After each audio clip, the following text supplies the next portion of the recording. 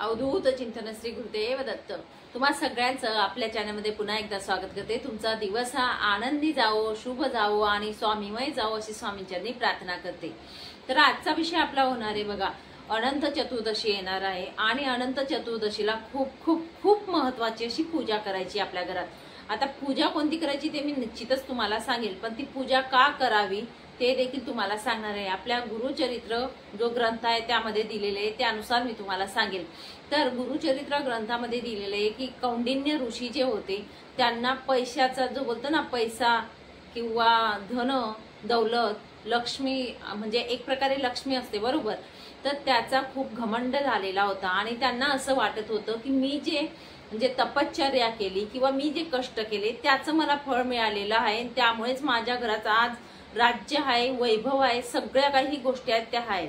तर त्यांची जी बायको असते, पत्नी असते, ती व्रत करते, ते म्हणजे आनंदाचं व्रत करत असते आणि आनंदाचं व्रत केल्यानंतर त्यांची प्रगती होते। तेव्हा ती स्वतः बोलते की महाराज म्हणजे मी अनंताचं व्रत केलं म्हणून आपली प्रगती झाली। तेव्हा त्यांना जो घमंड असतो तो बोलतात की घमंडपणामध्ये ते बोलतात की नाही तर तुझा अनंत कशाचा, अनंतामुळे नाही तर माझ्या तपश्चर्येमुळे माझा हा लाभ झालेला आहे आणि अनंताचा धागा जो असतात तो फेकून देतात, अग्नीत जाळून टाकतात। त्यानंतर त्यांचं पूर्ण म्हणजे जी लक्ष्मी जी असते त्याचा ऱ्हास होतो आणि पूर्ण राज्य चाललं जातं त्यांच्या हातातून आणि गरिबीचे दिवस म्हणजे खूप बिकट असे दिवस येतात। त्यानंतर त्यांना महत्त्व कळतं की आपल्यावर नसतं, आपण जर एखादी पूजा केली किंवा भगवंताला पूजलं तर नक्कीच हे होत असतं आणि अनंताची पूजा परत ते करतात आणि त्यांचं वैभव जे असतं, राज्य जे असतं ते त्यांना परत मिळतं। हे गुरुचरित्र ग्रंथामध्ये दिलेलं आहे, त्यामुळे म्हणजे मी माझ्या मनाचं नाही सांगत, पण हा खूप सुंदर अध्याय आहे। तर तुम्ही वाचन करत असणार तर तुम्हाला पण माहिती असेल गुरुचरित्र ग्रंथामध्ये। तर तसंच मी तुम्हाला सांगेल की अनंत चतुर्दशीच्या दिवशी तुम्हाला अनंत व्रत जे असतं ते करायचं असतं। अनंत व्रत हे एका वर्षात एकच वेळा येत असतं। वरदलक्ष्मी व्रत बरोबर ते एक वेळाच येत असतं। हरतालिका, वटपौर्णिमा हे तिथी जे असतात एक वेळा येतात, त्याच प्रकारे अनंत चतुर्दशी देखील वर्षातून एकच वेळा येत असतात आणि त्या अनंत चतुर्दशीच्या दिवशी आपल्याला पूजा करायची असते, तर ती असते आनंद पूजा बोलली जाते। आता आमच्या घरी आनंद पूजतात म्हणजे आनंद पूजा बोलली जाते। अनंत म्हणजे काय तर अनंत भगवान विष्णूंचं एक नाव आहे, एक स्वरूप आहे। जे भगवान विष्णूंचे 10 अवतार आहेत त्यापैकी एक अवतार म्हणजेच अनंत।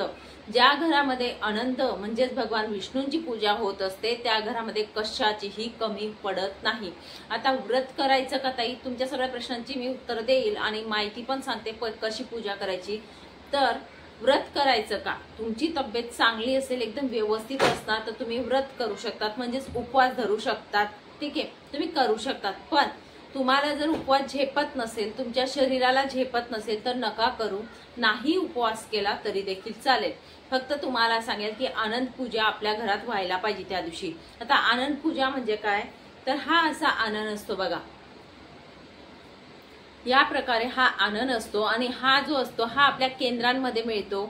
बाहेर पूजा भांडार असतं तिथे देखील मिळत असतो, तिथे पण तुम्ही घेऊ शकतात किंवा तुम्हाला नाहीच मिळाला तर हा धागा किंवा आनंद जो असतो तो मिळालाच नाही तर मग काय करू तर मौली असतो बघा लाल, आपला मौलीचा धागा जरी तुम्ही घेतला तरी देखील चालेल पूजेला, ठीक आहे, या पद्धतीने घ्या।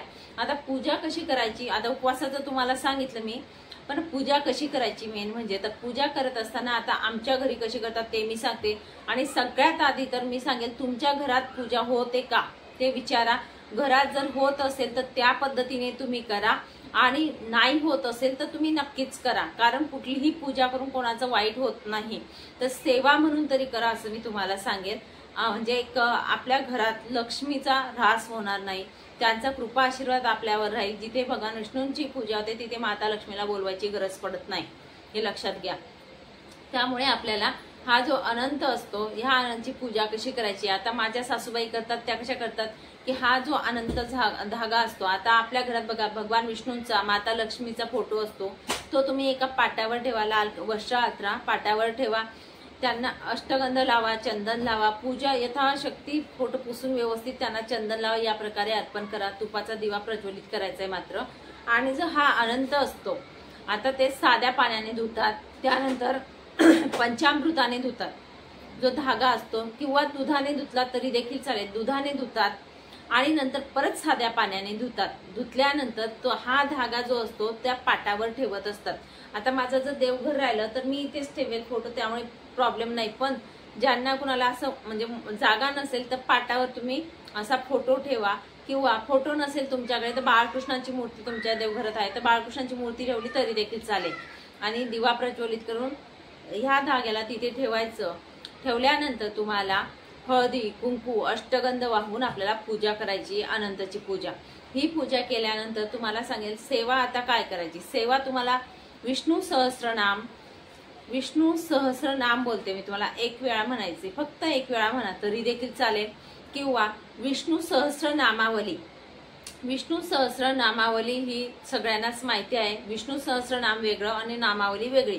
तर विष्णू सहस्रनामावली म्हणत असताना तुम्ही तुळशीचं पान घ्या एक, आणि त्या तुळशीचं पान एक जरी पान असलं, जास्त असतील तर जास्त वाहा, पण एक जरी असलं तर प्रत्येक नावाला आपल्याला अनंत किंवा तो फोटो असेल किंवा बाळकृष्णाची मूर्तीला टच करायचंय, मागे घ्यायचं एक पान. अशा प्रकारे तुम्ही विष्णू सहस्र नामावली तुम्हाला म्हणायची आहे. ठीक आहे. या पद्धतीने तुम्हाला त्या दिवशी सेवा करायची आहे. अगदी छोटी सेवा आहे, पण त्याचं फळ जे असतं ते अगणित असतं. मी तुम्हाला सांगेल, म्हणून सगळ्यांनी ही सेवा करा. मी माझ्या मनाने नाही तर गुरुचरित्रामध्ये हा अध्याय दिलेला आहे. नक्कीच तुम्ही जेव्हा पण पारायण कराल तेव्हा बघा, तुम्हाला आठवेल ही गोष्ट. परत पुन्हा सांगते की आपल्याला सत्यनारायण पूजा करायची. अनंत चतुर्दशीच्या दिवशी प्रत्येक घरामध्ये सगळ्यांनी सत्यनारायण पूजा करायची. सत्यनारायण पूजा करत असताना तेव्हाच तुम्ही जर हा धागा जो असतो, जर सकाळी केली संध्याकाळी केव्हा पण केली तरी चालेल, तर पाण्याने धुवा, दुधाने धुवा, परत पाण्याने धुवा स्वच्छ करून, आणि मग सत्यनारायण पूजा करतो. तिथे जरी आपण ठेवला हा धागा तरी देखील तिथे पूजा करायची. आपण पूजा केल्यानंतर 15-20 मिनिटात पण आपण बांधू शकतो हातांना, किंवा दुसऱ्या दिवशी पण बांधू शकतो. तर आपल्या हातांना बांधायचंय थोडा वेळ. आता माझ्या सासूबाई बांधत होते तर काय करायच्या, हरवायला नको, हा जो धागा सांभाळून ठेवायचा आहे, हरवायला नको, कुठेही पडायला नको. तर हा धागा आपण त्या सोडून घ्यायच्या, थोडा वेळ राहू द्यायच्या, हाताला सोडून घ्यायच्या. जर तुम्ही व्यवस्थित सांभाळणार असता तर सांभाळा, किंवा मग सोडून एका डब्यात ठेवा, किंवा डब्यात ठेवून द्या छोटा, आणि सांभाळून ठेवा. आपण जेव्हा कुलदेवीला जातो, आता आम्ही कुलदेवीला जातो तेव्हा तिथे आम्ही वाहून देतो देवीजवळ. ठीक आहे, अशा पद्धतीने करतो. किंवा तुम्ही एखादी तीर्थक्षेत्राला गेले तिथे पण वाहू शकतात.